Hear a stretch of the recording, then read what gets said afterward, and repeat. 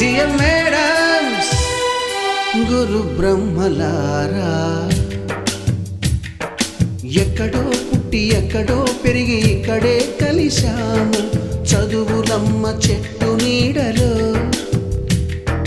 వీడలేమంటూ వీడుకోలంటూ వెళ్ళిపోతున్నాము చిలిపి తనకు చివరి మలుపులో.